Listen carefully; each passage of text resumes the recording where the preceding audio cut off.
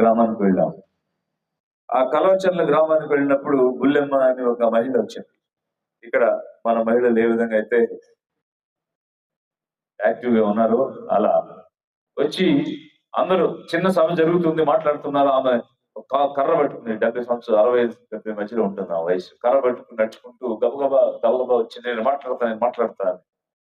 సరే ఆమె వచ్చింది, ఆమెకి ఇవ్వండి మైక్ అని ఇప్పించాను.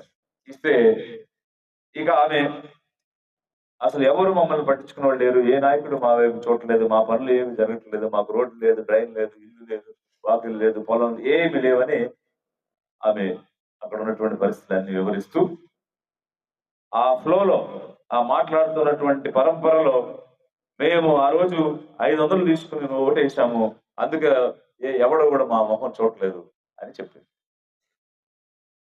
అయిన తర్వాత నేను అడిగాను, అయితే ఆమె చెప్పినటువంటి సమాధానం